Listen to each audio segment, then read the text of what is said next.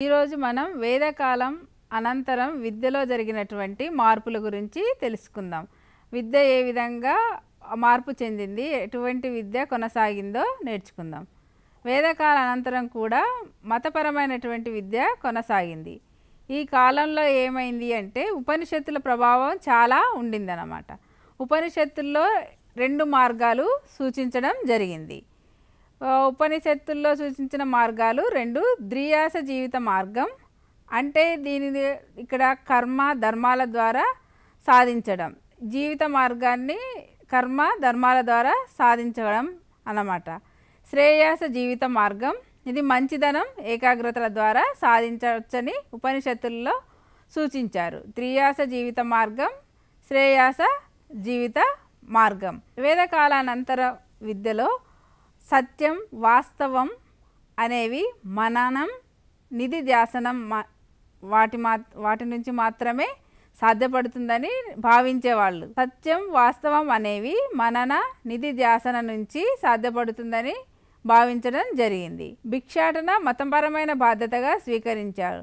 భిక్షాటన అంటే ఈ శిష్యులు ఏం చేసేవాళ్ళంటే గురువు దగ్గర ఉన్నటువంటి శిష్యులు వెళ్ళి ఇంటింటికి వెళ్ళి గ్రామంలో తిరిగి భిక్షాటన చేసేవాళ్ళు. భిక్షాటన చేసి వారికి ఆ రోజుకి సరిపడా ఆహారం కోసం భిక్షాటన చేసి దాన్ని తీసుకొచ్చి వండుకొని తినడం జరిగేది. ఇది మతపరమైనటువంటి బాధ్యతగా స్వీకరించడం జరిగింది. భిక్షాటన అనేదాన్ని మానవత్వాన్ని పెంపొందించుకోవడం, సానుభూతి పొందడం అనేవి ఈ రెండిటిని సాధించాలి అంటే భిక్షాటన ఒక మార్గంగా ఎంచుకున్నారన్నమాట. భిక్షాటన ద్వారానే ఇది సాధ్యమవుతుందని భావించడం జరిగింది. మానవత్వాన్ని పెంపొందించుకోవడం, సానుభూతి పెంపొందడం ఈ 2 కూడా భిక్షాటన ద్వారా పెంపొందించుకోవచ్చని భావించడం జరిగింది. స్త్రీ విద్యకు వేదకాలానంతరం విద్యలో స్త్రీ విద్యకు ఎక్కువ ప్రాధాన్యత ఇవ్వడం జరిగింది. అంటే స్త్రీలు పాఠశాలల్లో చదువుకునేవాళ్ళు అన్నమాట. వేదకాలానంతరం బాలికల విద్య కోసం మహిళా ఉపాధ్యాయుల నియామకం జరిగింది. బాలికలకు విద్యను అందించడానికి మహిళా ఉపాధ్యాయులే పాఠశాలల్లో ఉండేవాళ్ళు. వేదకాల అనంతరం జరిగినటువంటి మార్పులు, విద్యలో మార్పుల గురించి మనం నేర్చుకుంటున్నాం. శిష్యరికం అనేది 3 వర్గాలకు మాత్రమే పరిమితమైంది. కొన్ని అంటే వేదకాలంలో మనం వర్ణాలు ఏర్పడ్డాయి అని నేర్చుకున్నాం. ఈ వర్ణాలలో 3 వర్ణాలకే విద్య పరిమితమైంది. బ్రాహ్మణులు, క్షత్రియులు, వైశ్యులు ఈ 3 వర్గాల వాళ్ళే విద్యను అభ్యసించేవాళ్ళు. శూద్రులకు విద్య అవసరం లేదని భావించారు ఆ కాలంలో. అదేవిధంగా ఈ కాలంలో వేదాలే పాఠ్య గ్రంథాలు. మనకు 4 వేదాలు ఉన్నాయన్నమాట. ఈ 4 వేదాలే పాఠ్య గ్రంథాలు. ప్రత్యేకంగా ఒక వర్గానికి చెందిన వాళ్ళు అదే వర్గానికి చెందినటువంటి వృత్తి చేపట్టాలి అనేటటువంటి నిబంధన ఏమీ ఉండేది కాదు వేదకాల అనంతరంలో.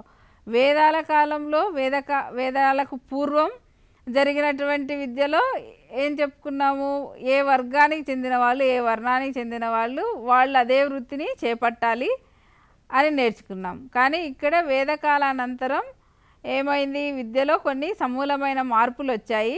ఏ వర్గానికి చెందిన వాళ్ళైనా ఎటువంటి వృత్తినైనా తీసుకోవచ్చు అని భావించారు. వర్గాల వారీగా ప్రత్యేక ఆహారపు అలవాట్లు, నిబంధనలు అలాంటివేమీ లేవు. కొన్ని కులాలకు సంబంధించిన వాళ్ళు కొంత రకమైనటువంటి ఆహారపు అలవాట్లను పాటించేవాళ్ళు వేదకాలంలో. వేదకాలానంతరం ఇటువంటి ప్రత్యేక ఆహారపు అలవాట్లు, నిబంధనలన్నీ మారిపోయాయి. క్రమంగా ఈ చాతుర్వర్ణ వ్యవస్థ తగ్గిపోయింది. 4 వర్ణాలు ఉన్నాయని నేర్చుకున్నాం కదా. క్రమంగా ఈ వర్ణ వ్యవస్థ అనేది తగ్గిపోవడం జరిగింది. ఈ వర్ణ వ్యవస్థ తగ్గిపోయింది కానీ వేదాలు మాత్రం పాఠ్యగ్రంథాలుగా ఉన్నాయి. కుల వ్యవస్థ ప్రారంభమైంది. వేద కాలంలో ఉన్నటువంటి వర్ణాలు 4 వర్ణాలు చాతుర్వర్ణాలు. ఈ వర్ణాలు పోయింది, మరి ఏమొచ్చింది, కుల వ్యవస్థ వచ్చింది. వర్ణ వ్యవస్థ వెళ్ళిపోవడం జరిగింది, తగ్గిపోయి కుల వ్యవస్థ ప్రారంభం. కుల వ్యవస్థ ఎలా ప్రారంభమైంది, వివిధ రకాలైనటువంటి వృత్తులు, ఈ కులానికి చెందిన వాళ్ళు ఈ వృత్తిని నమ్ముకొని జీవిస్తున్నారు కాబట్టి అదే వాళ్ళ కుల వృత్తిగా మారిపోయి కులాలు అనేవి ఏర్పడ్డాయి. కుల వ్యవస్థ ప్రారంభం అయింది. ఇది మత వ్యవస్థపై ప్రభావాన్ని చూపింది. మతం వేరు, కులం వేరు అయిపోయింది. మత వ్యవస్థ అప్పుడు హిందుత్వం ఎక్కువగా ఉండింది. తర్వాత మధ్యకాలంలో ఏం జరిగిందంటే మహమ్మదీయులు వచ్చారు. అదేవిధంగా క్రైస్తవత్వం, మిషనరీలు విద్య కోసం పాటుపడ్డారు కాబట్టి విద్య కోసం పాఠశాలను స్థాపించారు. కాబట్టి ఈ కుల వ్యవస్థ ఏమైంది, మత వ్యవస్థ పైన ప్రభావం చూపింది.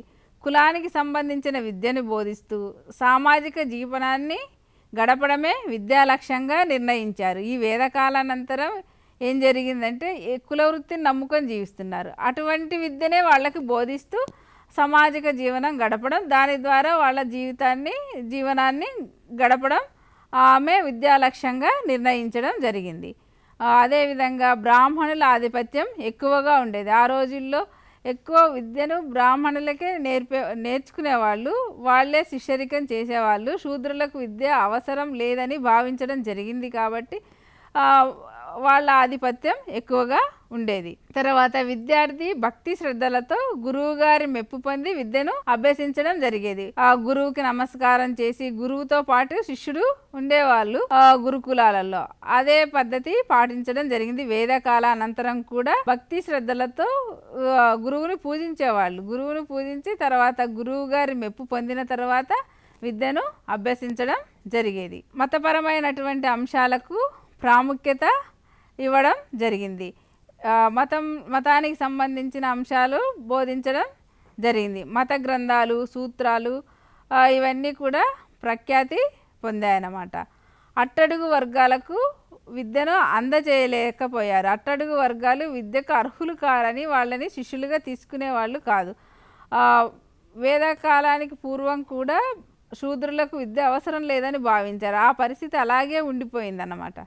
అట్టడుగు వర్గాలకు విద్యను అందజేయకపోవడంతో వాళ్ళు ఏం చేశారు, బ్రాహ్మణత్వం మీద కొంత కోపం ఉన్నింది. మిగిలిన వారికి బ్రాహ్మణత్వంపై విశ్వాసం తగ్గి ఇక్కడ వేదకాలానంతరం ఏమైందంటే బౌద్ధ మతానికి ఆకర్షితులు అవ్వడం జరిగింది. ప్రజలు ఏం చేశారు, బ్రాహ్మణుల పైన కోపం ఇచ్చుకొని వాళ్ళు విద్యను నేర్పించట్లేదని ఈ బౌద్ధ మతానికి ఆకర్షితులయ్యారు. బ్రాహ్మణత్వంలో ఉన్నటువంటి కొన్ని లోపాల కారణంగా బౌద్ధ మతం మన దేశంలో 6వ శతాబ్దంలో చాలా విస్తరించింది. అంతకుముందు క్రైస్తవ మతం ఉండింది. తర్వాత ఆంగ్లేయుల విద్య, తర్వాత ఈస్ట్ ఇండియా కంపెనీ, ఆ తర్వాత మన విద్యా విధానంలో అనేక రకాలైనటువంటి మార్పులు వచ్చాయి. ఈ బౌద్ధ మతం మన దేశంలోకి 6వ శతాబ్దంలో విస్తరించి ప్రజలు బ్రాహ్మణత్వంలోని మత బోధనలు నిరుపయోగంగా భావించారు. ఎందుకంటే వాళ్ళు చేసేటటువంటి పూజలు, యజ్ఞయాగాది విషయాలు అవన్నీ మిగిలిన వాళ్ళకి నేర్పించట్లేదు. వాళ్ళు మతానికి సంబంధించినటువంటి విషయాలన్నింటినీ పూర్తిగా బ్రాహ్మణుల ఆధీనంలోనే ఉండేవి. కాబట్టి ప్రజలు ఏమనుకున్నారు, ఈ అటువంటి మత బోధనలు, అటువంటి విద్య నిరుపయోగమైనది, అది నిత్య జీవితంలో జీవనానికి ఉపయోగపడట్లేదు కదా, అటువంటి విద్యను మనం ఎందుకు నేర్చుకోవాలని చెప్పేసి వాళ్ళలో ఒక రకమైన భావన కలిగి నిరుపయోగంగా ఉంది, విద్య అందరికీ అందట్లేదని భావించడం జరగడం వల్ల ఏమైంది, ఈ బౌద్ధ మతం పట్ల ఆకర్షితులయ్యారు. బౌద్ధ మతం పట్ల ఆకర్షితులయ్యి ఈ బౌద్ధ తత్వం, హిందూ తత్వం రెండు ఒకే విధంగా ఉన్నాయి అనుకుని భావించడం జరిగింది. ఎందుకంటే బౌద్ధ మతం ఏం చేసింది, బౌద్ధ తత్వం ఏం చేసింది, బుద్ధుడి యొక్క తత్వం ఈ హిందూ విధానాలనే అనుసరించింది కొంత. అందువల్ల అందరికీ విద్యను అందించింది. అంటే ఎవరైతే విద్యకు దూరంగా ఉన్నారో వాళ్ళకి ఈ విద్యను బౌద్ధ మతం అందించడం ప్రారంభించింది. సో అందరికీ విద్య అందించడం జరిగేటప్పటికీ హిందువులు బౌద్ధ మతాన్ని స్వీకరించారు. బౌద్ధ తత్వం హిందుత్వం యొక్క ఆలోచనలను, విధానాలను కొంత అనుసరించి అందరికీ విద్యను అందించింది. అంతేకాకుండా బుద్ధుడు చాలా గొప్ప పండితుడు, తెలివైన వాడుగా గుర్తింపు పొందడంతో నిమ్న కులాలకు చెందిన ప్రజలతో పాటుగా చాలామంది ఈ బౌద్ధ మతంలో చేరడం జరిగింది. అందువల్ల ఈ బౌద్ధ విద్యా విధానం కూడా మన దేశంలో వచ్చిందన్నమాట. బౌద్ధ విద్యా విధానంలో విద్యను ఒక తరం నుంచి మరొక తరానికి సాంస్కృతిక విలువలను అందజేసేదిగా భావించారు. విద్య ద్వారా ఒక తరం నుంచి మనం మన సంస్కృతి సాంప్రదాయాలను విలువలను ఒక తరం నుంచి మరొక తరానికి అందించగలుగుతాము. అప్పటి వరకు గురువే కేంద్రంగా సాగింది విద్య అన్నమాట. ఈ బౌద్ధ సన్యాసులు ఏం చేశారంటే విద్యను ఒక తరం నుంచి మరొక తరానికి అందించడానికి సాంస్కృతిక విలువలతో కూడినటువంటి విద్యను అందించారు. ఈ సన్యాసులు సాంస్కృతిక సంరక్షకులుగా ఉన్నారన్నమాట. సంస్కృతిని పరిరక్షిస్తున్నారు అని ఈ సన్యాసులను బౌద్ధ సన్యాసులను భావించడం జరిగింది ప్రజలు. బౌద్ధ సంఘాలు ప్రజాస్వామ్య సిద్ధాంతాలను అవలంబించాయి. ప్రజాస్వామ్య సిద్ధాంతాలంటే అందరికీ విద్యను అందించారు. విద్యను అభ్యసించడానికి ఈ బౌద్ధ విద్యా విధానంలో కనీస వయసు 8 సంవత్సరాలుగా పరిగణించారు. అంతకుముందేమో 5 సంవత్సరాలకే గురువుకు శుశ్రూష చేసి విద్యార్థి గురువుతో పాటు వెళ్ళేవాడు. కానీ ఈ బౌద్ధ విద్యా విధానంలో కనీస వయసు 8 సంవత్సరాలు వచ్చిన తర్వాతనే విద్యను అభ్యసించడానికి అనుమతించేవాళ్ళు. ప్రభాగ్య ప్రతిజ్ఞ ఉత్సవంతో విద్యారంభం ప్రారంభమయ్యేది. ఇక్కడ విద్య ప్రారంభించడానికి ఒక ఉత్సవాన్ని చేసేవాళ్ళు అన్నమాట. దాని పేరు ప్రభాగ్య ప్రతిజ్ఞ ఉత్సవం. దీంతో విద్యను ఆరంభించడం జరిగేది. బుద్ధం శరణం గచ్చామి, ధర్మం శరణం గచ్చామి అని ప్రమాణం చేయడం జరిగేది. అంటే ఇది బౌద్ధ మతాన్ని అనుసరించిన విద్యా విధానం కాబట్టి బుద్ధుని యొక్క సూత్రాలలో నుండి కొన్ని తీసుకుని బుద్ధం శరణం గచ్చామి, ధర్మం శరణం గచ్చామి అని ప్రమాణం చేయడం జరిగేది. విద్యాభ్యాస కాలం 12 సంవత్సరాలు. 12 సంవత్సరాలు విద్యార్థి తన విద్యను కొనసాగించేవాడు. బౌద్ధ విద్యా విధానంలో శిష్యరికం స్వీకరించిన వారిని సమనేరులు అని పిలిచేవాళ్ళు. గురువు శిష్యుడు అంతకుముందు వరకు ఉండేది. ఆ గురు శిష్య సంబంధంలో ఈ శిష్యులను ఏమని పిలిచేవాళ్ళు? బౌద్ధ విద్యా విధానంలో సమనేరులు అని పిలిచేవాళ్ళు అన్నమాట. బ్రాహ్మణ విద్యా విధానంలో లాగా బౌద్ధ విద్యా విధానంలో కూడా గురువుకి విద్యార్థి శుశ్రూషలు చేయడం విద్యాభ్యాసంలో ఒక భాగం. గురువుకి శుశ్రూషలన్నింటినీ విద్యార్థి చేసేవాడు బౌద్ధ విద్యా విధానంలో కూడా. బౌద్ధ విద్యా విధాన చరిత్ర అంటే బుద్ధుని యొక్క చరిత్రే బౌద్ధ చరిత్ర. అన్ని కులాలకు చెందిన వారిలను ఇక్కడ విద్యకు ప్రవేశం ఇవ్వడం జరిగింది. అందరూ విద్య నేర్చుకునేవాళ్ళు. అందరికీ సమానమైనటువంటి అవకాశాన్ని అన్ని కులాల వాళ్ళకి అన్ని మతాల వాళ్ళకి ఇచ్చారన్నమాట. బౌద్ధ సంస్కృతి సమాఖ్య పద్ధతికి చెందింది. వేలాది మంది విద్యార్థులు ఉపాధ్యాయులు సామూహికంగా విద్యాగోష్ఠులు జరపడానికి అవకాశం ఉండేది. ఒకేసారి చాలామంది విద్యార్థులు తమ యొక్క విద్యార్థి జీవితాన్ని గడిపేవాళ్ళు. సామూహికంగా విద్యను అభ్యసించేవాళ్ళు అన్నమాట. విద్యాగోష్ఠులు కూడా జరిపేవాళ్ళు. అంటే అన్ని కులాల వాళ్ళకి అన్ని మతాల వాళ్ళకి సమానమైనటువంటి ప్రాధాన్యతని ఇచ్చారు. అందరికీ ప్రవేశం ఉండింది. 12 సంవత్సరాల విద్యాభ్యాస అనంతరం శిష్యులకు కాన్వకేషన్ లాంటి ఒక ఉపసదస్సు అనే కార్యక్రమాన్ని నిర్వహించేవాళ్ళు. ఒక కాన్వకేషన్ ఉండి 12 సంవత్సరాల విద్యాభ్యాసం అయిపోయింది, నీ విద్య అయిపోయింది, నువ్వు ఇంకా వెళ్ళి సమాజంలో నీవు జీవించవచ్చు, సమాజంలో నీ జీవనానికి సరిపడా వృత్తిని నువ్వు ఎంచుకొని నీ జీవనాన్ని కొనసాగించవచ్చు అనేటటువంటి ఇది ఉండేదన్నమాట. శిష్యులకు కాన్వకేషన్ జరిపి వాళ్ళని సమాజంలోనికి పంపించేవాళ్ళు. తదనంతరమే అప్పుడే విద్యార్థి సంఘంలో సంపూర్ణ అర్హత కలిగినటువంటి సభ్యుడు అయ్యేవాడు. బౌద్ధ విద్యా విధానం మొదట ఏం చేశారంటే బౌద్ధ భిక్షువులకు శిక్షణ ఇవ్వటానికే ఈ విద్యా విధానాన్ని తీసుకురావడం జరిగింది. వాళ్లకు మాత్రమే విద్యను అందించడానికి ఉద్దేశించిన కార్యక్రమం బౌద్ధ విద్యా విధానం. అయితే ఏమైందంటే దానికి సంఘంలో సానుభూతి పెరగడం వల్ల చాలామంది యువకులు ఏం చేశారు, ఈ భిక్షువుల్లాగా అవడానికి ప్రయత్నించారు. తర్వాత చాలామంది యువకులు ఈ విద్యాబోధన కార్యక్రమం పట్ల ఆసక్తి పెంచుకుని వాళ్ళు కూడా ఈ బౌద్ధ మతాన్ని స్వీకరించడం జరిగింది. అందువల్ల ఏం చేశారంటే చాలా వరకు అందరి విద్యార్థులకు విద్యను అందించవచ్చు. ఇటువంటి విద్యకు విద్యార్థులు కూడా యువకులు కూడా ఆసక్తి చూపిస్తున్నారు కాబట్టి స్వేచ్ఛగా విద్యాభ్యాసం చేయడానికి అవకాశాన్ని కల్పించింది ఈ బౌద్ధ విద్యా విధానం. ఈ క్రమంగా వచ్చిన మార్పులకు అనుగుణంగా బౌద్ధ సంఘ చరిత్రతో పాటు మిగిలిన శాస్త్రాలను కూడా బోధించడం జరిగింది. అంటే ఈ బౌద్ధ విద్యా విధానంలో ఏం చేశారంటే ఓన్లీ బుద్ధుడికి సంబంధించిన చరిత్ర, బుద్ధుడు ఏం చెప్పాడు ఆ అంశాలను మాత్రమే భిక్షకులకు వాళ్ళకు భిక్షువులకు బౌద్ధ భిక్షువులకు బోధించేవాళ్ళు.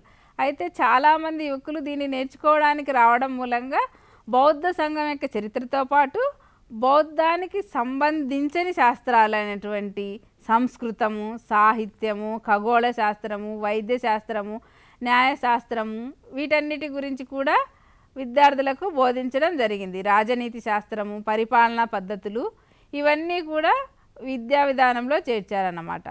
బౌద్ధేతర శాస్త్రాలు ఏమేమి నేర్పించారు? సంస్కృతం నేర్పించారు, సాహిత్యం నేర్పించారు, ఖగోళ శాస్త్రం నేర్పించారు, వైద్య శాస్త్రం, న్యాయశాస్త్రం, రాజనీతి శాస్త్రాన్ని నేర్పించడం జరిగింది.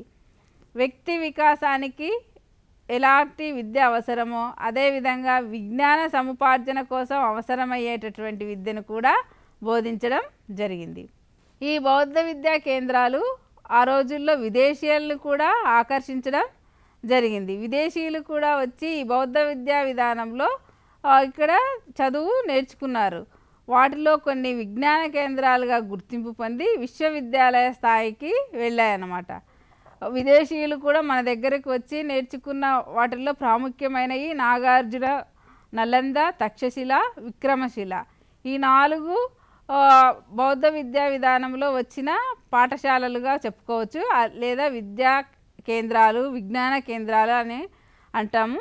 నాగార్జున, నలంద, తక్షశిల, విక్రమశిల ఈ 4 కూడా విశ్వవిద్యాలయ స్థాయికి అందుకున్నాయి. బౌద్ధ విద్యా విధానం ఏం చేసింది అంటే వృత్తి విద్య, పారిశ్రామిక విద్యలపై కూడా ప్రత్యేక శ్రద్ధ కనబరిచింది. ప్రత్యేక శ్రద్ధ చూపించడం వల్ల వృత్తిని నమ్ముకొని జీవించే వాళ్ళకి చాలా వాళ్ళ జీవనోపాధికి ఉపయోగపడే విద్యగా ఉంది కాబట్టి చాలామంది ఈ విద్యను నేర్చుకోవడానికి ఆసక్తి కనబరిచారు. అదేవిధంగా పారిశ్రామిక విద్య కూడా వీళ్ళు దానిపై కూడా ప్రత్యేక శ్రద్ధ కనబరచడం ద్వారా విద్యా విధానాన్ని చాలామంది బౌద్ధ విద్యా విధానాన్ని అవలంబించి చాలామంది యువకులు విద్యను వీరి దగ్గర నేర్చుకున్నారు. ఈ 2 వృత్తి విద్య, పారిశ్రామిక విద్యను నేర్పించడం జరగడం వల్ల ప్రజల జీవన విధానం మారిపోయింది. ప్రజలు జీవించడానికి వారి యొక్క విధానాన్ని మార్చుకోవడం చాలా సులభమైంది. ప్రజల జీవితం సాఫీగా కొనసాగింది, సులభతరంగా ఉండింది. వైద్య రంగంలో విశేష కృషి చేసి ఏం చేసింది? జీవన కాలాన్ని పెంచగలిగింది. ఈ బౌద్ధ విద్యా విధానం మన భారతదేశంలో వైద్య రంగానికి చాలా కృషి చేసిందన్నమాట. జీవిత కాలాన్ని పెంచగలిగింది.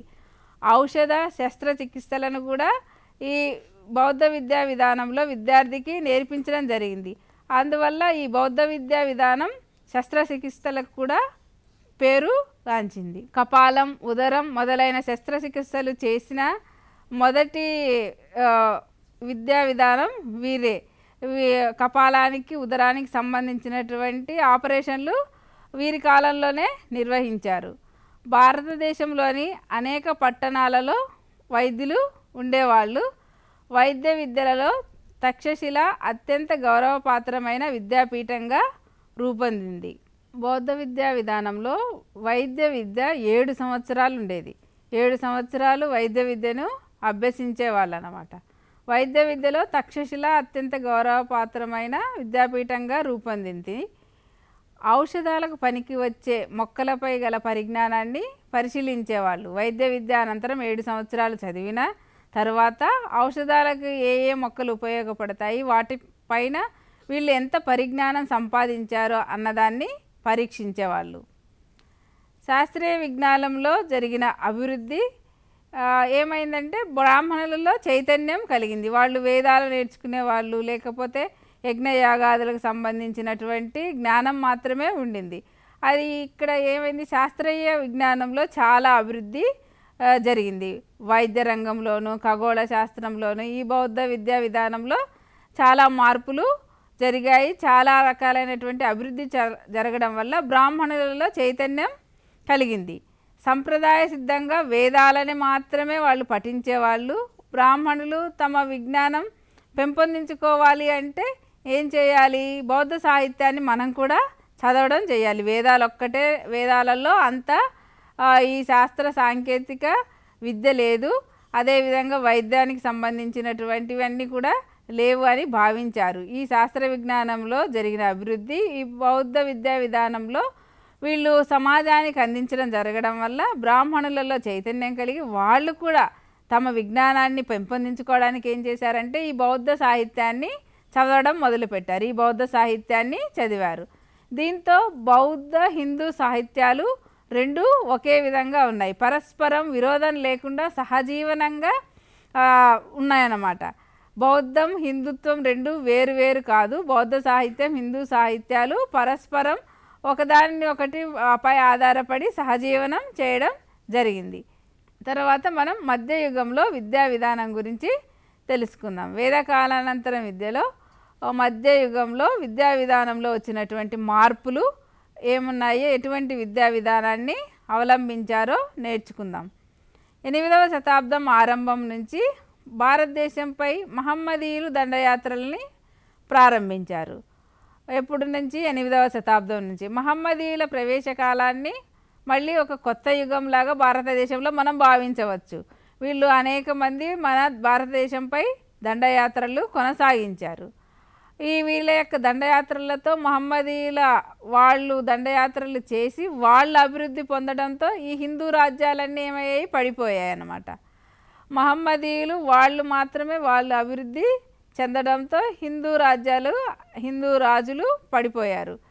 మహమ్మదీయుల ప్రవేశంతో వివిధ సంస్కృతులు సమ్మేళనం జరిగింది. ఒకదానితో ఒకటి ఘర్షణ పడ్డాయి. హిందుత్వానికి మరియు మహమ్మదీయ మతానికి, ముస్లిం మతానికి వాళ్ళ సంస్కృతి మన సంస్కృతి ఒకదానితో ఒకటి ఘర్షణ పడడం జరిగింది. ఈ ఘర్షణ ఆధిపత్యాన్ని ఎవరు సంపాదించాలి, ఆధిపత్యం ఎవరికి రావాలి, ఎవరైతే పరిపాలకులుగా ఉన్నారో వాళ్ళకే వెళుతుంది. కాబట్టి ఆ మహమ్మదీయుల ప్రవేశంతో వాళ్ళు ఏం చేశారు, వాళ్ళ సంస్కృతే ఆధిపత్యాన్ని సంపాదించింది.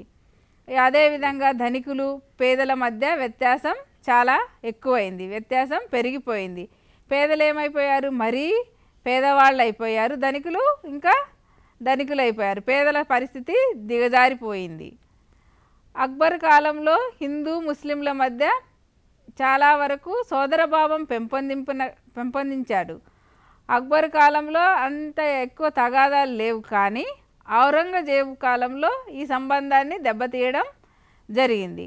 ఔరంగజేబు కాలం ఈ ముస్లిం పరిపాలనలో, అక్బర్ కాలంలో మాత్రం సమానత్వం ఇవన్నీ శాంతికరమైన పరిస్థితులే ఉండేవి భారతదేశంలో. కానీ ఔరంగజేబు వచ్చిన సమయంలో, ఔరంగజేబు కాలంలో ఈ సంబంధాలు కొంత దెబ్బతినడం జరిగింది. తర్వాత కాలంలో మెల్లగా మళ్ళీ ఇవి మెరుగుపడ్డాయి.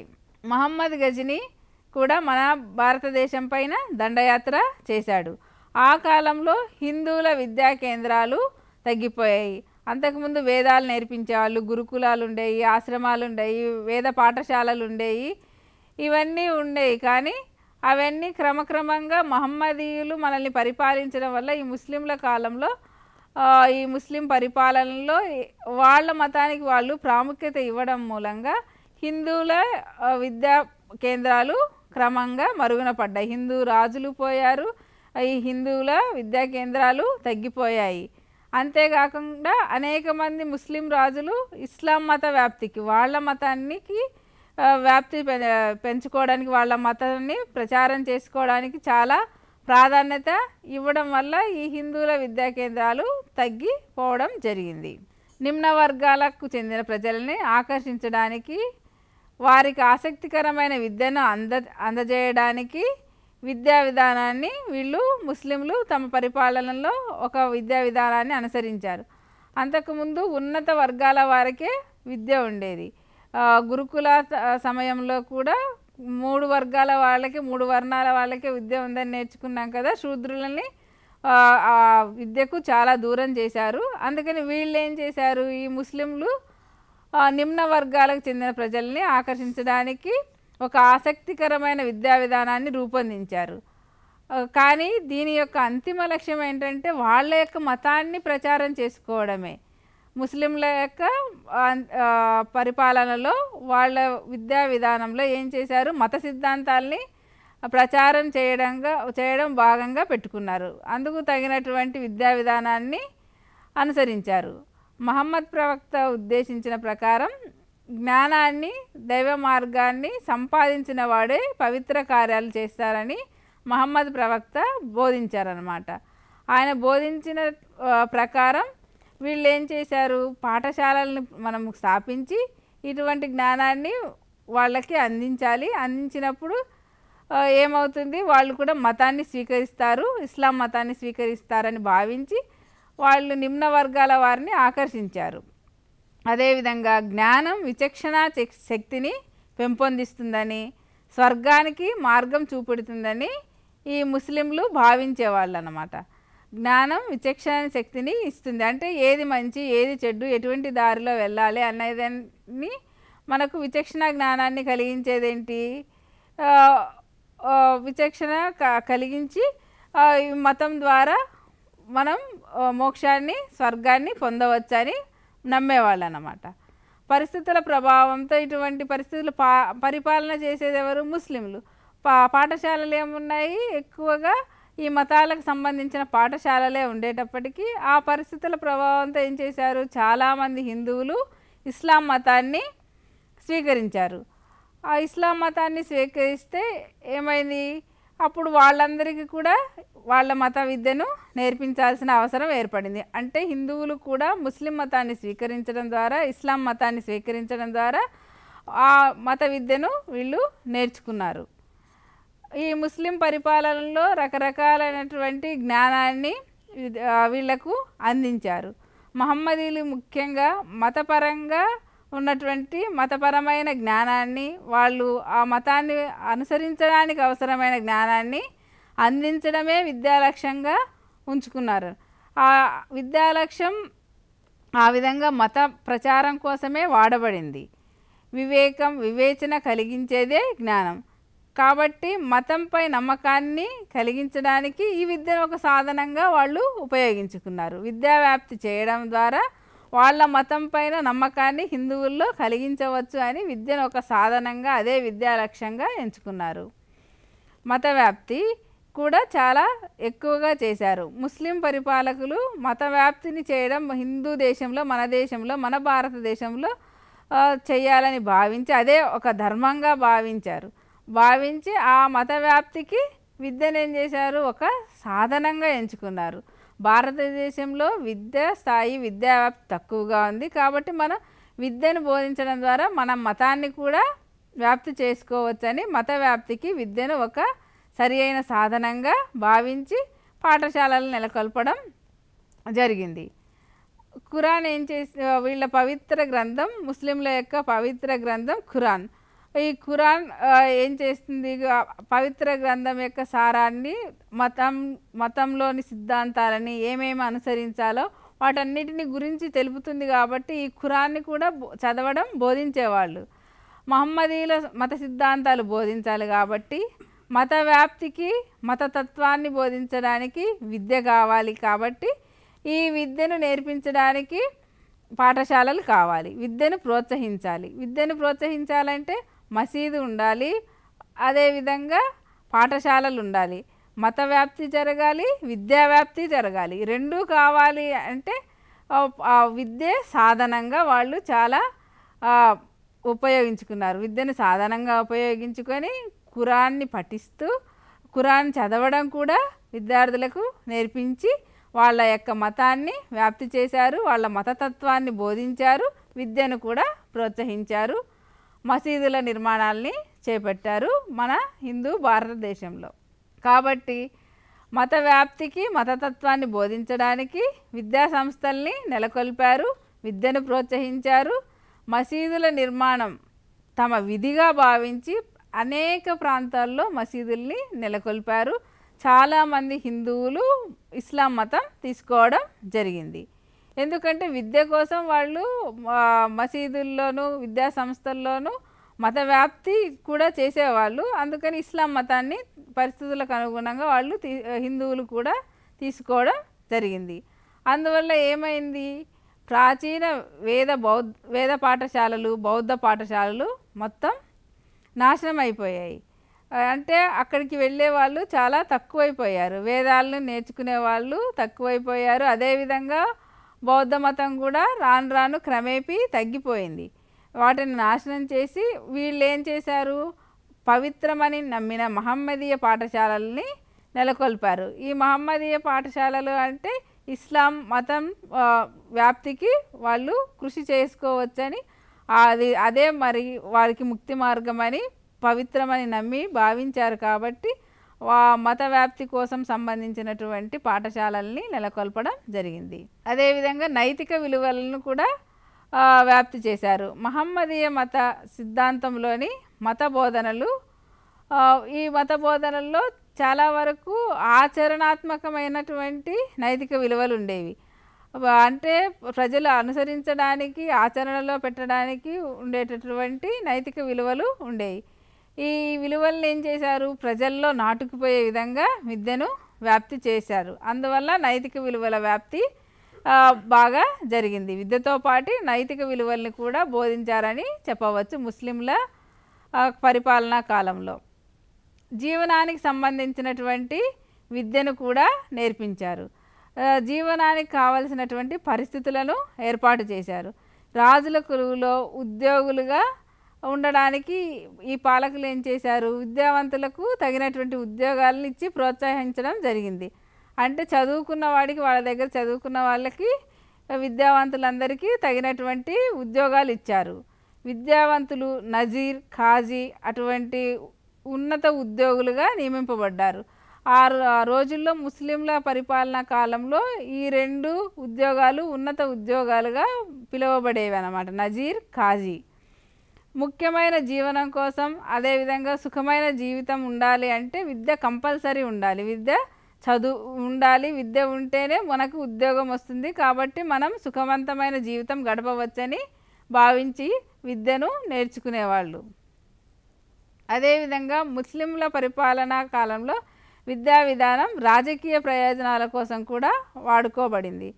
భారతదేశంలో అనైక్యత చాలా ఉండేది. అంటే వివిధ రకాలైనటువంటి భాషలు, విభిన్న మతాలకు చెందినటువంటి ప్రజలు, వివిధ సంస్కృతులు, వీటన్నిటి కలబోతే మన భారతదేశం. అందువల్ల చాలా వరకు ఐకమత్యంతో లేం. భారతదేశంలో ప్రజలు ఐకమత్యంతో కొంత భాగాన్ని ముస్లింలు పరిపాలించారు, కొంత భాగాన్ని మిషనరీలు, ఈస్ట్ ఇండియా కంపెనీ చేతిలో ఉండింది, బ్రిటిష్ వాళ్ళు పరిపాలించారు. ఇలా రకరకాలైనటువంటి సంస్కృతి సాంప్రదాయాలు, వీటన్నిటిలో మనం రకరకాలుగా ఉన్నాం. కాబట్టి ఆ ఐక్యత లేదు అని భావించి దాన్ని వాళ్ళు ఏం చేశారంటే రాజకీయ ప్రయోజనాల కోసం వాడుకున్నారు. కానీ మన కాలజ్ఞానం, మన సంస్కృతి సంప్రదాయాలలో మనం సంస్కృతి సంప్రదాయాలు సంపదలో మనం భారతీయులం మహమ్మదీయుల కంటే మిన్నగా ఉండేవాళ్ళం. మన యొక్క సంస్కృతి చాలా గొప్పది. అదేవిధంగా మన కాలజ్ఞానం కూడా చాలా గొప్పదన్నమాట. అయితే మనలాంటి వాళ్ళని పరిపాలించడానికి, అంటే మన భారతీయుల్ని పరిపాలించడానికి విద్యయే సాధనంగా భావించారు. కాబట్టి అక్బర్ ఏం చేశాడంటే నూతన విద్యా విధానాన్ని అమలుపరచడం జరిగింది. మహమ్మదీయుల పాలనలో రెండు రకాలైనటువంటి పాఠశాలల్ని నెలకొల్పారు. రెండు రకాలైన పాఠశాలలు అంటే మక్తబ్, మదరసా. ప్రాథమిక పాఠశాలలనేమో మక్తబ్ అన్నారు, అదే ఉన్నత పాఠశాలని మదరసాలు అని పిలిచేవాళ్ళు అన్నమాట. ప్రాథమిక పాఠశాలల్లో, మక్తబ్లలో విద్యాబోధన జరిగేది. మసీదులతో పాటు మసీదుల్లో కూడా విద్యాబోధన చేసేవాళ్ళు. అదేవిధంగా ప్రాథమిక పాఠశాలలు నెలకొల్పారు, వాటి పేరేమో మక్తబ్ అన్నారు. మసీదులో కూడా బోధన చేసేవాళ్ళు, మత బోధ చేసేవాళ్ళు, అదేవిధంగా విద్యా బోధన ఉండేది. వీటిలో అందరికీ అందుబాటులో ఉండేటటువంటి ప్రాథమిక విద్యను విద్యార్థులకు నేర్పించేవాళ్ళు. మౌల్వి అనే మత పెద్ద ద్వారా విద్యాబోధన జరిగేది. ఇక్కడ మత పెద్దే ఉపాధ్యాయుడు, విద్యార్థులకు బోధించే అతని పేరు మౌల్వి. అదేవిధంగా భక్తులు ఇచ్చే కానుకలు, ఆ విద్యార్థులు ఇచ్చే కానుకలే వీళ్లకు జీవనాధారం. అంటే విద్యార్థులకు బోధన చేసేవాళ్ళు, వాళ్ళ విద్యార్థుల యొక్క తల్లిదండ్రులు కానుకలు సమర్పించేవాళ్ళు, అదే వాళ్లకు జీవనాధారం. మౌల్వి అనే మత పెద్ద విద్యను గురువుగా ఉండేవాడు. ఆ గురువుకి జీవనాధారం భక్తులు సమర్పించే కానుకలు. బిస్మిల్లా అనేది విద్యారంగం యొక్క ఉత్సవం అన్నమాట. బాలుడికి 4 సంవత్సరాల 4 నెలలు పూర్తయిన తర్వాత 4వ రోజున ఈ కార్యక్రమాన్ని నిర్వహించేవాళ్ళు. 4 సంవత్సరాల 4 నెలల 4వ రోజున ఆ శిశువుకి బాలుడికి బిస్మిల్లా అనే విద్యారంగ ఉత్సవం చేసేవాళ్ళు. చేసిన దగ్గర నుంచి విద్యాబోధన జరిగేది. ఈ బంధుమిత్రుల సమక్షంలో బాలుడికి ఈ ఉత్సవాన్ని ఎలా చేసేవాళ్ళు అంటే బంధువులందరినీ పిలిచేవాళ్ళు. వాళ్ళందరి సమక్షంలో ఆ బాలుడికి మంచి దుస్తులు ధరింపజేసి పవిత్ర మత గ్రంథాలు, అక్షరాలు వాళ్ళ విద్యార్థి ఎదుట ఉంచి, ఆ పిల్లవాడి ఎదుట ఉంచి వాటిని పలికించి, వాడికి అర్థం అయినా కాకపోయినా, ఉచ్చారణ చేసినా చేయకపోయినా అవన్నీ ఆ బాలుడి సమక్షంలో చెప్పి పలికించి ఆ విద్యాభ్యాసానికి విద్యారంభాన్ని ప్రారంభించేవాళ్ళు అన్నమాట. పర్షియన్, అరబ్బీ, హిందీ ఈ వాటిల్లోని వర్ణాలని, అక్షరాలని నేర్పించేవాళ్ళు. ప్రాథమిక దశలో పర్షియన్, అరబ్బీ, హిందీ ఈ 3 భాషల్ని నేర్పించేవాళ్ళు. పేర్లు రాయడం నేర్పించేవాళ్ళు. అదేవిధంగా ముస్లింల పరిపాలనా కాలంలో రాజవంశీయులకు ప్రత్యేక బోధన ఉండేది. ప్రత్యేక బోధన అంటే ఏం నేర్పించేవాళ్ళు? అరబ్బీ, పర్షియన్ భాషల్లో వారికి రాయడం, చదవడం, పఠనం, లేఖనం. పఠనం, లేఖనం అంటే రాయడం, చదవడం నేర్పించేవాళ్ళు. ఏ భాషల్లో? అరబ్బీ, పర్షియన్ భాషల్లో. అదేవిధంగా సంస్కృతం పోయింది. ఈ 2 భాషలు నేర్చుకోవడం జరిగింది. యుద్ధ విద్యలు నేర్పించేవాళ్ళు. అదేవిధంగా మహమ్మదీయ న్యాయశాస్త్రం, ఆ మతానికి సంబంధించిన అంశాలు, అదేవిధంగా దేశ రాజకీయాల్ని వాళ్ళు నేర్పించేవాళ్ళు. అదేవిధంగా ప్రప్రథమంగా అక్షర క్రమం ఎలా చదవాలో, ఏం చదవాలో, అక్షరాలు ఏ భాషను నేర్పేవాళ్ళు? అరబ్బీ, పర్షియన్ భాషల్లోని అక్షరాలని, అక్షర క్రమాన్ని నేర్పించేవాళ్ళు. తర్వాత ఖురాన్లోని కొన్ని ముఖ్యాంశాలని కంఠస్థం చేయించేవాళ్ళు. ఖురాన్లోని ముఖ్యమైనటువంటి పద్యాలు, పాఠాలు, వాటిని ముఖ్యమైన అంశాలని కంఠస్థం చేయించేవాళ్ళు. ఇది అనుదిన ప్రార్థనలో ఉండేది. రోజు అసెంబ్లీ, మనం ఇప్పుడు అసెంబ్లీ జరుపుకుంటున్న అదేవిధంగా వాళ్ళు ప్రార్థన ప్రతిరోజు జరిపేవాళ్ళు. ఈ ఖురాన్లోని అంశాలు కొన్ని అనుదిన ప్రార్థనలో ఉండేవి. ఆ ఖురాన్ని ఉచ్చరించడం చాలా ప్రధానం. ఆ ఉచ్చారణ అనేది చాలా ముఖ్యమైనది. ఉచ్చారణ సరిగా లేకపోతే అది ప్రార్థనగా భావించేవాళ్ళు కాదు. కాబట్టి చాలా కఠినంగా ఉన్నప్పటికీ ఆ భాష ఉచ్చరించడం మాత్రం సక్రమంగా చేయాలి. వాళ్ళు అర్థం చేసుకున్నా చేసుకోకపోయినా విద్యార్థి నేర్పించేవాళ్ళు ఉచ్చారణ క్రమాన్ని. అదేవిధంగా ఉచ్చారణ వచ్చిన తర్వాత రాయడం నేర్పించేవాళ్ళు. పర్షియన్ వ్యాకరణం కంఠస్థం చేయించేవాళ్ళు. అంటే పర్షియన్ భాష, అరబీ భాష ఈ 2 మన దేశంలోకి వచ్చాయి ముస్లింల పరిపాలనా కాలంలో. వారి పరిపాలనా కాలంలో ఉన్న విద్యా విధానంలో మనం పర్షియన్ భాషను, అరబ్బీని కూడా నేర్చుకున్నాం. సంస్థాన్, బోస్తాన్ వ్యాఖ్యాన సహితంగా బోధించేవాళ్ళు. ఆ తర్వాత నైతిక విలువలు కూడా పెంపొందించేవాళ్ళు. నైతిక విలువల్ని బోధించేవాళ్ళు. చక్కని మంచిగా రాయడం కోసం రాత దస్తూరి సరిగ్గా ఉండాలి, చక్కగా ఉండాలని ప్రతిదినం అభ్యాసం చేయించడం జరిగేది. జులైఖా, యూసఫెల్లా, మజ్ను, సికిందర్ నామా వంటి వాక్యాలు నేర్పడం జరిగేది. జులైఖా, యూసఫెల్లా, మజ్ను, సికిందర్ నామా వంటి వాక్యాలు నేర్పడం జరిగేది. అదేవిధంగా గణితం, సంభాషణ రీతి అంటే ఏ విధంగా మాట్లాడాలో ప్రాథమిక గణితం నేర్పించేవాళ్ళు. అదేవిధంగా లేఖ రచన, వినతి పత్రం రచన, దస్తావేజులు రచించడం ఇవన్నీ కూడా నేర్పించేవాళ్ళు. ఎలా మాట్లాడాలి, లేఖ ఎలా రాయాలి అంటే రచన బాగా ఉండింది. సాహిత్యాన్ని అభివృద్ధి చేశారు. వినతి పత్రం ఎలా రాయాలో, దస్తావేజులు ఎలా రాయాలో నేర్పించారు. అదేవిధంగా క్రమంగా ఉర్దూ కూడా నేర్పడం మొదలుపెట్టారు. అరబ్బీ, పర్షియన్ భాషలే కాకుండా ఉర్దూ కూడా నేర్పించడం జరిగింది. ఖురాన్తో పాటు కలికద్రి, కరికుషన్, మమ్మిక్మక్ కూడా నేర్పించడం జరిగింది. ఖురాన్ మాత్రమే కాకుండా ఇంకా కలికద్రి, కరికుషన్, మమ్కిమక్ వీటిని కూడా నేర్పించడం జరిగింది. మదరసాలు అనేవి ఉన్నత పాఠశాలలు. ఇంతసేపు మనం మక్తబుల గురించి నేర్చుకున్నాము. అవి ప్రాథమిక పాఠశాలలు. ముస్లింల పరిపాలనలో వచ్చినటువంటి విద్యా విధానంలో మక్తబ్ అండ్ మదరసాలు అనేవి ఉన్నత పాఠశాలలు. ఇది ఉన్నత విద్యాలయం అనేది మదరసా. ఇక్కడ మత పెద్దలు విద్యను బోధించేవాళ్ళు, వాళ్ళే ఉపన్యాసాలు ఇచ్చేవాళ్ళు. రాజుల వల్ల, ధనవంతుల వల్ల వీళ్ళను ఈ పాఠశాలల్లో నియమించేవాళ్ళు. ఇక్కడ గురువు ఎవరు, ఉపాధ్యాయుడు ఎవరు అంటే మత పెద్దలు. ఈ మత పెద్దలను ఎవరు నియమించేవాళ్ళు? రాజులు, ధనవంతులైన వాళ్ళు వీళ్ళను నియమించుకునేవాళ్ళు అన్నమాట. మక్తబ్ విద్య పూర్తయినాకంటే ప్రాథమిక విద్య పూర్తయిన తర్వాత ఈ మదరసాలలోకి ప్రవేశించేవాళ్ళు. అంటే ఉన్నత పాఠశాలలోకి రావాలంటే మదరసా. వీటి నిర్వహణ కోసం ఏం చేసేవాళ్ళు? రాజులు ధనాన్ని ఇచ్చేవాళ్ళు. రాజులే ఈ ఉపాధ్యాయుల్ని, మత పెద్దల్ని ఉపాధ్యాయులుగా నియమించేవాళ్ళు. వాళ్ళే ఈ విద్య కోసం, నిర్వహణ కోసం ధనాన్ని రాజు ఇచ్చేవాళ్ళు. వ్యాకరణ సహేతుకంగా బోధించేవాళ్ళు. గ్రామర్ చాలా ఇంపార్టెంట్. వ్యాకరణం బాగా నేర్పించేవాళ్ళు. ఇస్లాం చట్టాలు అమూలాగ్రంగా బోధించేవారు. ఇస్లాం చట్టంలోని అంశాలన్నిటినీ కూడా క్షుణ్ణంగా చక్కగా బోధించేవారు. ముస్లింల పరిపాలనలో ఈ మదరసాలలో అంటే ఉన్నత విద్య 12 సంవత్సరాలు బోధించేవాళ్ళు. ఇక్కడ లౌకిక విషయాలకు మత విద్యలు, అదేవిధంగా అరబ్బీ వ్యాకరణం, సాహిత్యం ఇవన్నీ కూడా బోధించారు.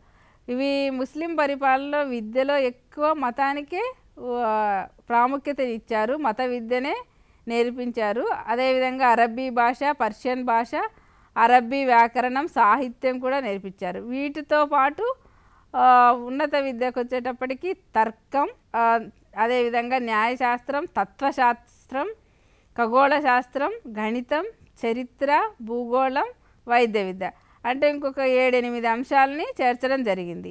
ఇదంతా కూడా అరబ్బీ భాష ద్వారానే నేర్పించేవాళ్ళు. మన దేశంలోని భాషలు ఏ భాషతో వాళ్ళు నేర్పించలేదు. తర్కం, తత్వం, న్యాయశాస్త్రం, ఖగోళ శాస్త్రం, గణితం, చరిత్ర, భూగోళం, వైద్య విద్య ఇవన్నీ కూడా అరబ్బీ భాషలోనే నేర్పించేవాళ్ళు. అందుకనే ఆ రోజుల్లో పాపం చాలామంది హిందువులు విద్య కోసం ఇస్లాం మతాన్ని అనుసరించడం జరిగింది.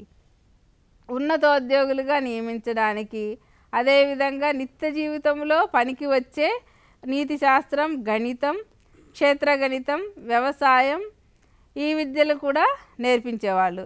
ఉన్నతమైన ఉద్యోగం కావాలి, వీళ్ళ పరిపాలనలో ఒక మంచి ఉద్యోగం చెయ్యాలి అంటే నీతి శాస్త్రం నేర్చుకోవాలి, గణితం నేర్చుకోవాలి, క్షేత్రగణితం నేర్చుకోవాలి, వ్యవసాయం, ఖగోళ శాస్త్రం, గృహ విద్యలు, ఈ రాజనీతి శాస్త్రం వీటన్నిటిని గురించి నేర్చుకోవడం జరిగింది. ఇవన్నీ బోధించేవాళ్ళు. చరిత్ర మొదలైనటువంటివి బోధనాంశాలుగా ఉండేవి.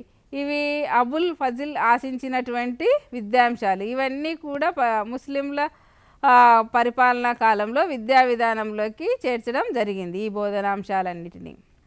అక్బర్ ఏం చేశారు? మత సహనం పాటించడంతో విద్యా విధానంలో చాలా మార్పులు జరిగాయి. మత సహనం అంటే అన్ని మతాల వాళ్ళని సమానంగానే చూడడం జరిగింది అక్బర్ కాలంలో. హైందవులకు, మహమ్మదీయులకు ఎటువంటి పొరపచ్చాలు లేవు. మత విద్యలు బోధించడం జరిగిన ఈ హిందువులు వాడి మత విద్యను కూడా నేర్చుకున్నారు. అదేవిధంగా ఖురాన్ అమూల్య గ్రంథంగా భావించబడింది.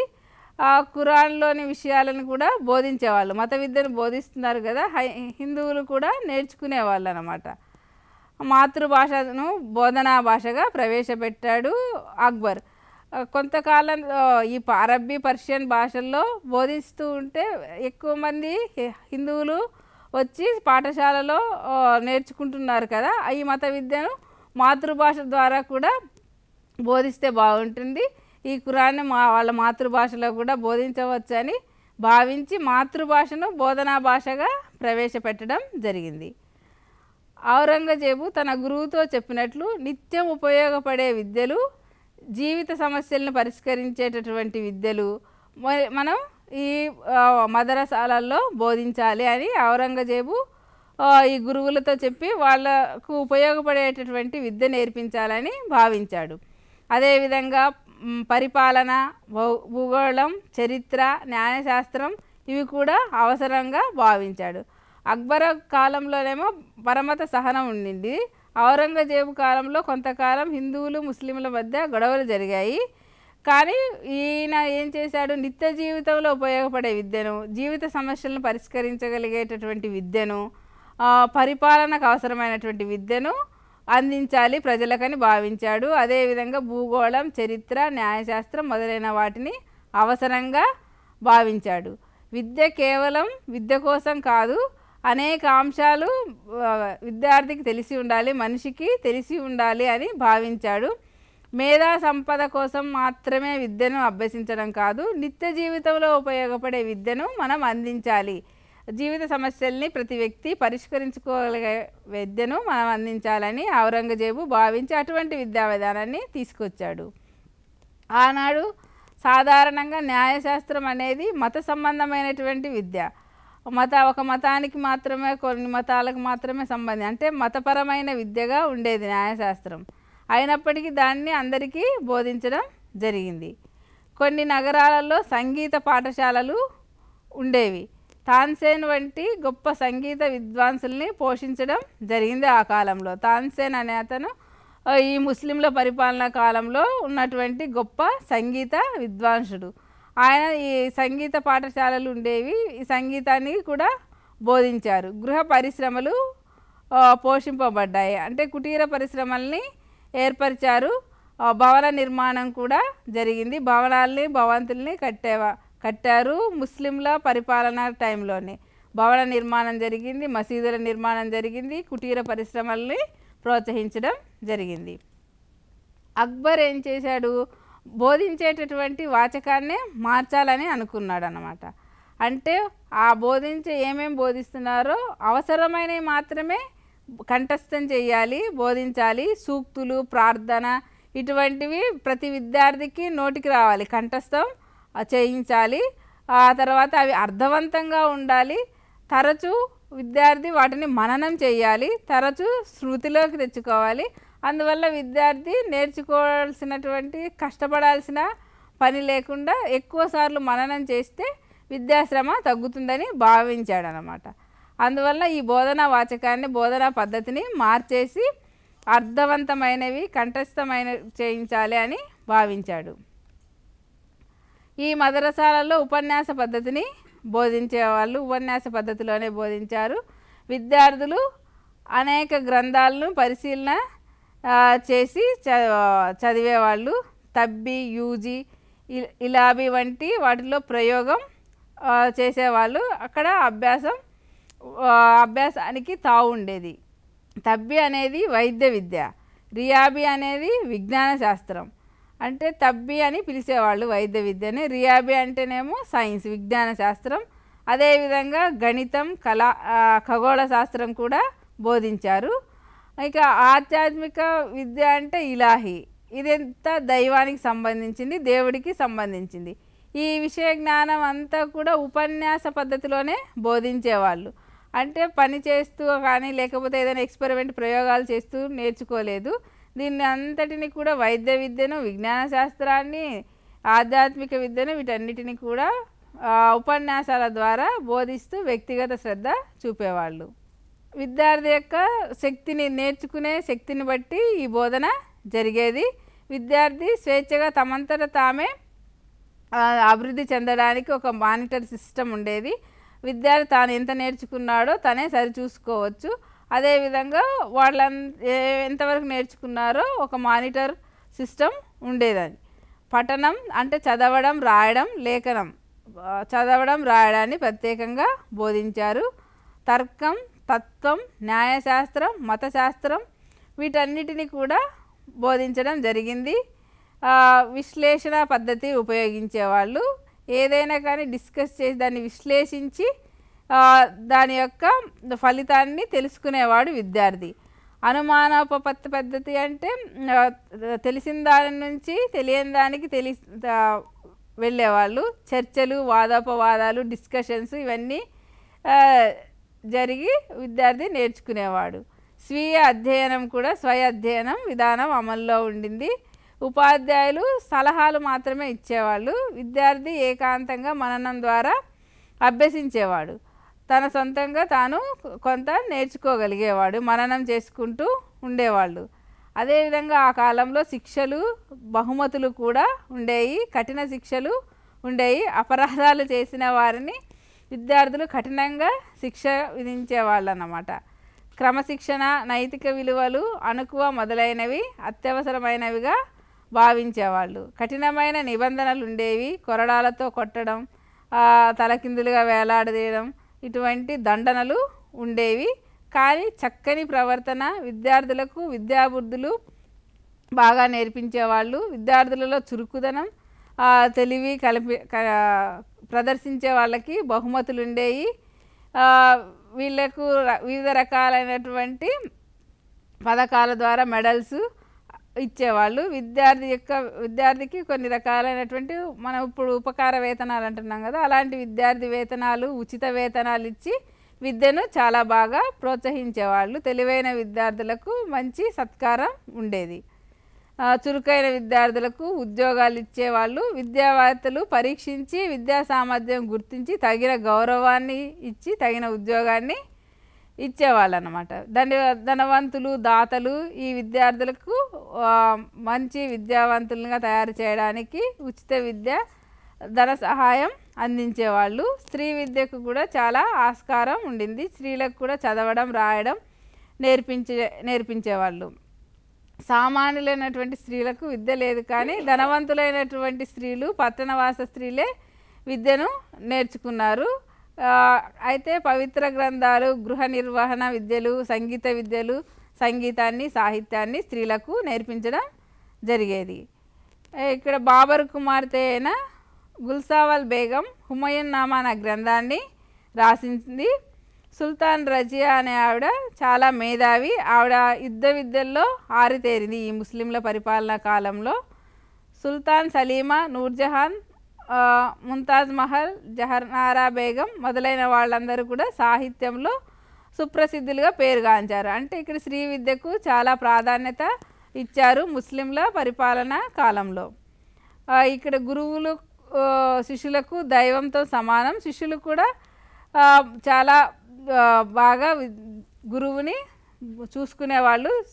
గురువు కూడా శిష్యుల్ని పుత్రులుగా, సొంత బిడ్డల్లాగా చూసుకునేవాళ్ళు. ఈ మదరసాలలో, వసతి గృహాలలో గురు శిష్యులు కలిసి సన్నిహితంగా ఉండేవాళ్ళు. సుహృద్భావం కలిగి మంచిగా విద్యార్థి చదువుకునేవాడు. క్రమశిక్షణ రాహిత్యం లేదు, అంటే డిసిప్లిన్ చాలా బాగా ఉండింది. క్రమశిక్షణ కలిగి ఉండేవాళ్ళు. గురువు మాట జవదాటేవాళ్ళు కాదు. గురువు మీద నమ్మకం కలిగి అనుకువతో గురువు యొక్క ఆశీస్సులే జ్ఞానమని భావించేవాళ్ళు. ఆ విధంగా గురువుని దైవ సమానుడు, దైవ సంభూతుడిగా భావించి విద్యార్థి విద్యను నేర్చుకునేవాడు. హిందువులు కూడా ఈ ముస్లింల రాజుల పరిపాలనా కాలంలో బాగా చాలా విద్యను నేర్చుకున్నారు. సంస్కృతి ఎక్కువగా పట్టణ ప్రాంతాలకే ఈ మహమ్మదీయులు వాళ్ళ పరిపాలనా కాలంలో పరిమితం అవడం వల్ల గ్రామీణ ప్రాంతాల్లోని హిందూ సంస్కృతి మీద ఈ ముస్లింల ప్రభావం అంతగా లేదు. హిందూ సంస్కృతి చెరిగిపోలేదు, గ్రామీణ ప్రాంతాల్లో అలాగే ఉండింది. గ్రామ ప్రాంతాల్లోని హిందూ పండితులు, విద్యావంతులు వీళ్ళందరూ హిందూ సంస్కృతి, హిందూ విద్యా విధానాన్నే కొనసాగించారన్నమాట. ముస్లిం పరిపాలనా కాలంలో స్త్రీ విద్యకు చాలా ప్రాధాన్యత ఇచ్చింది. ఈ కాలంలో హిందూ విద్యా విధానంపై ఆసక్తి కూడా ఉండింది, డిమాండ్ కూడా పెరిగింది.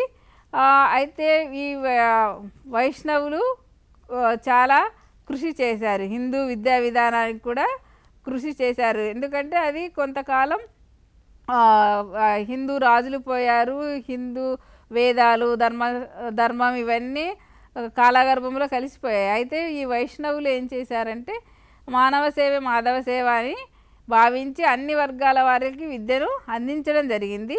అందుకని హిందూ సంస్కృతే గొప్పది, ఇస్లాం సంస్కృతి అంత గొప్పది కాదు అనే భావన కూడా వీళ్ళు తీసుకురాగలిగారు. మాతృభాషలో బోధన జరగడం వల్ల ప్రాంతీయ భాషల ప్రాముఖ్యత పెరిగింది, సంస్కృతి మీద గౌరవం వచ్చింది. అందువల్ల విద్యా విధానంలో చాలా వరకు మార్పులు వచ్చాయి.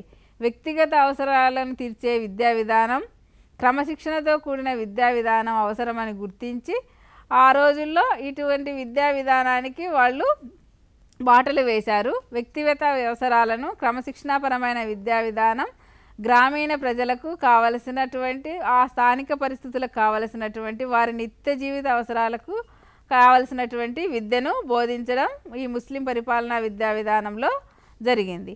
అంటే స్థూలంగా పరిశీలిస్తే ముస్లింల కాలంలో విద్యా వ్యాప్తి మత వ్యాప్తి రెండూ జరిగాయి. స్త్రీ విద్యకు చాలా ప్రాధాన్యత ఇవ్వడం జరిగిందని చెప్పవచ్చు.